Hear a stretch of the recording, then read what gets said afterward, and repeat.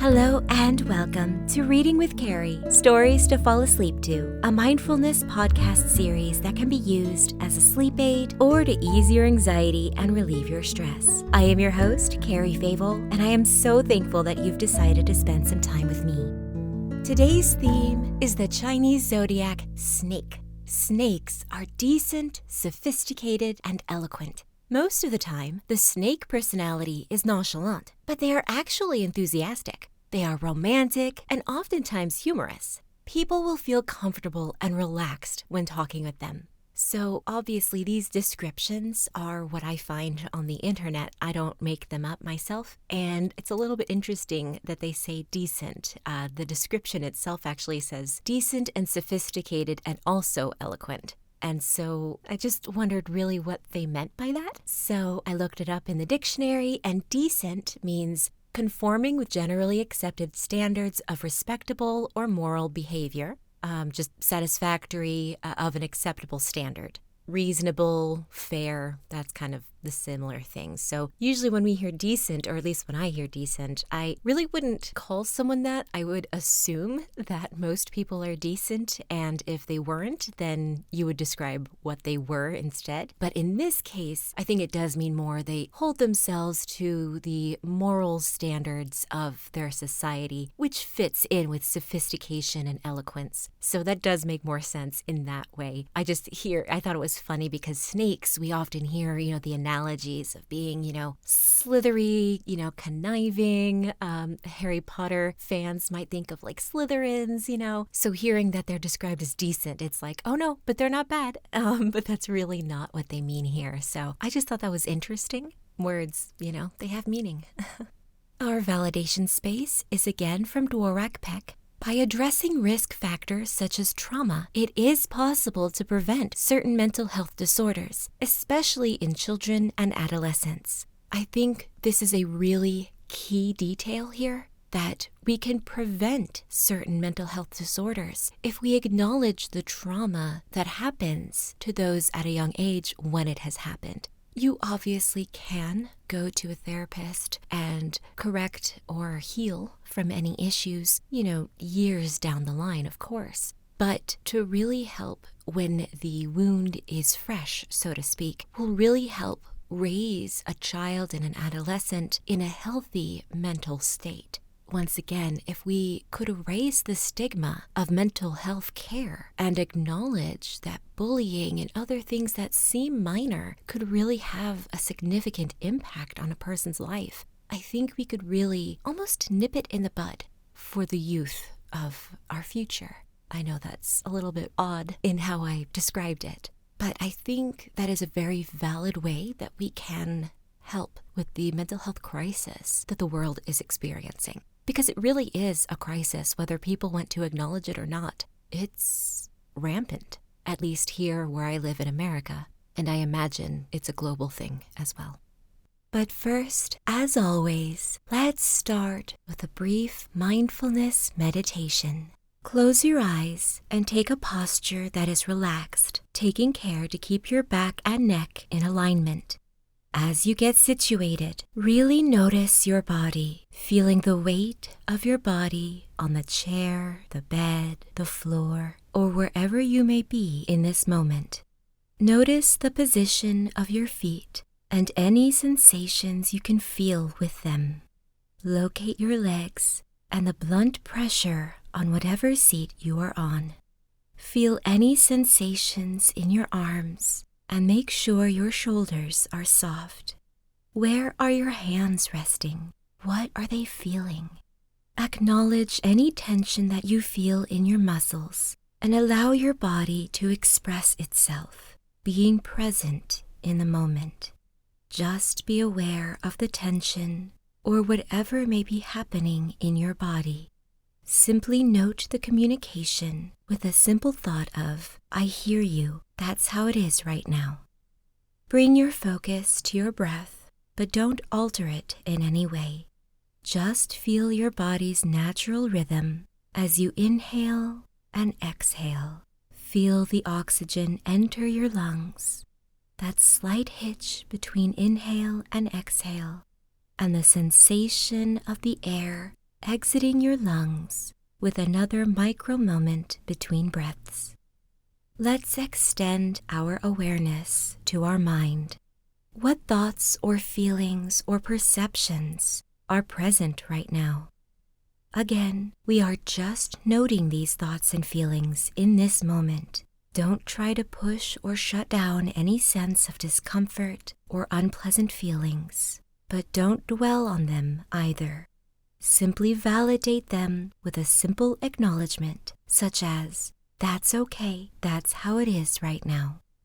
Keeping the connection you have with your body, reach your hands above your head, stretching your arms. Tense up the muscles as you breathe in and hold them in place for just a moment.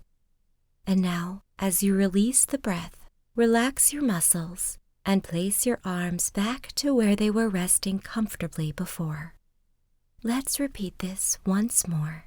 Raising your hands above your head, tense your muscles in your arms and shoulders as you breathe in and hold the position as you hold your breath for just a short count of 4.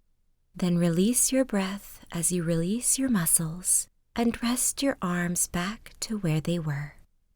Now focus back to your breathing and notice how you can relax by taking slow, deep breaths in and releasing your breath slowly out. Breathe in, hold your breath, and breathe out slowly. Breathe in and out. Keep breathing deeply, gently, and slowly. Now notice your whole body as being present. Be aware of every part at once, as best you can, as you continue to softly and deeply breathe in and out. If you are preparing yourself for bed, continue to breathe in and out and just listen to my voice, but do not follow. If you need to ready yourself to get back to your day, then let us now widen our spatial awareness by using our other senses.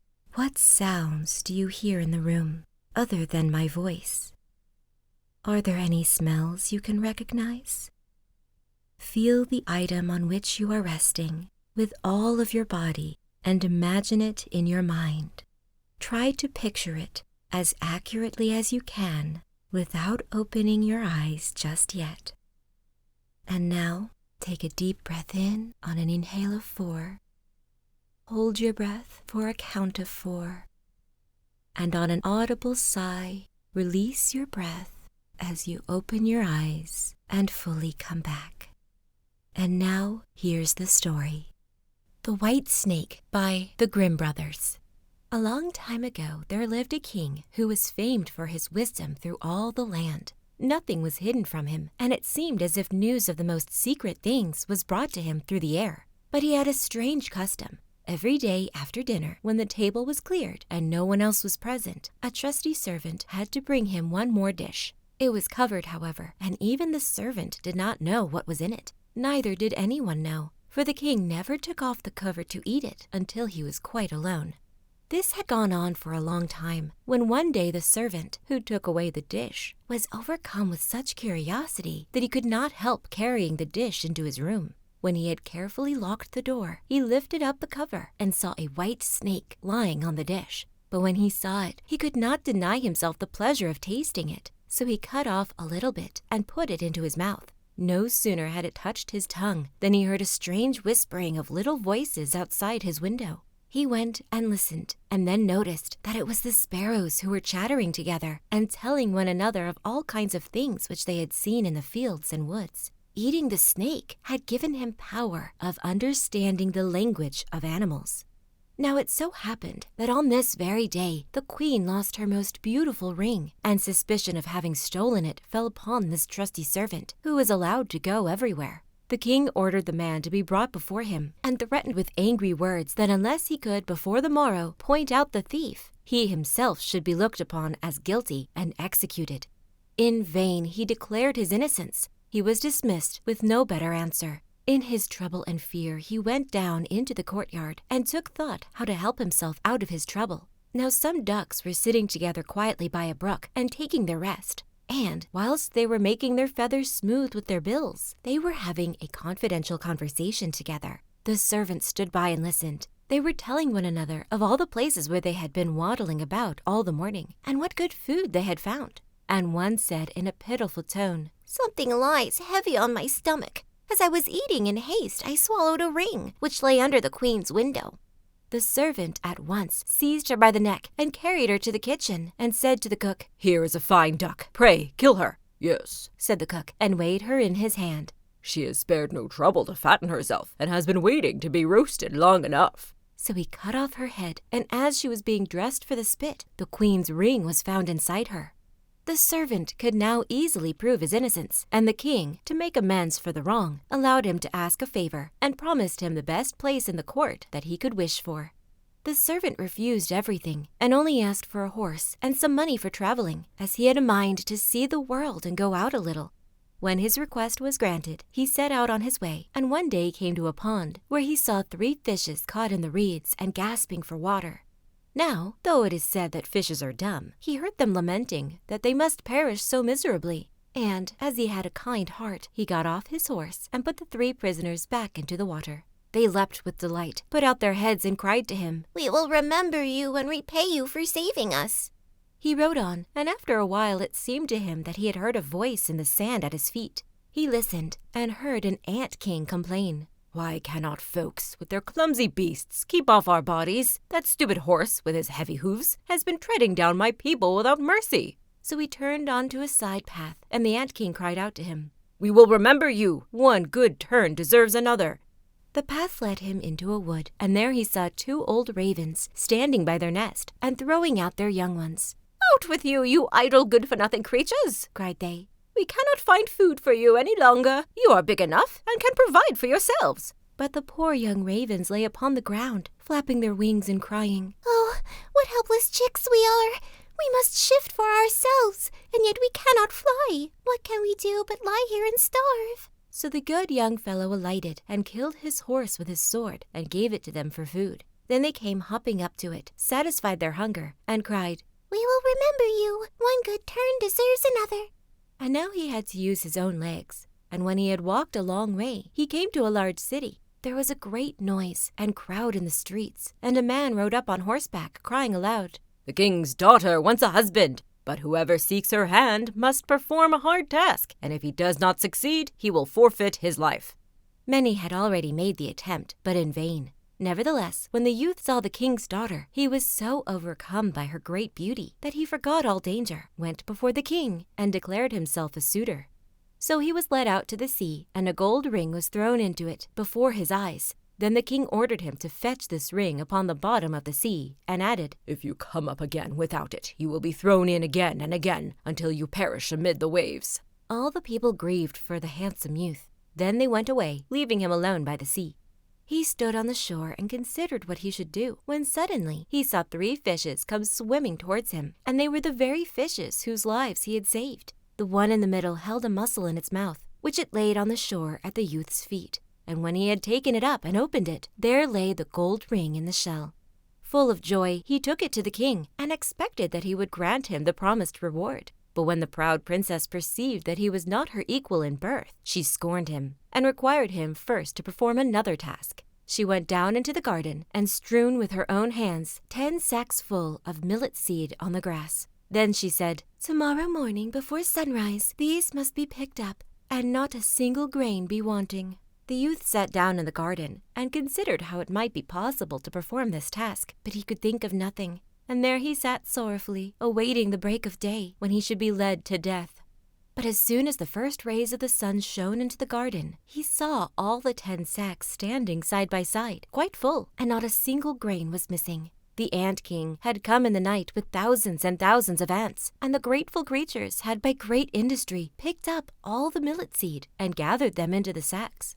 Presently the king's daughter herself came down into the garden, and was amazed to see that the young man had done the task she had given him. But she could not yet conquer her proud heart, and said, "Although he has performed both the tasks, he shall not be my husband until he had brought me an apple from the tree of life." The youth did not know where the tree of life stood, but he set out, and would have gone on forever, as long as his legs would carry him, though he had no hope of finding it.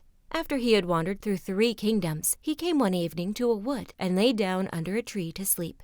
But he heard a rustling in the branches, and a golden apple fell into his hand. At the same time, 3 ravens flew down to him, perched themselves upon his knee, and said, "We are the 3 young ravens whom you saved from starving. When we had grown big and heard that you were seeking the golden apple, we flew over the sea to the end of the world, where the tree of life stands, and have brought you the apple." The youth, full of joy, set out homewards and took the golden apple to the king's beautiful daughter, who now had no more excuses left to make. They cut the apple of life in 2 and ate it together, and then her heart became full of love for him, and they lived in undisturbed happiness to a great age.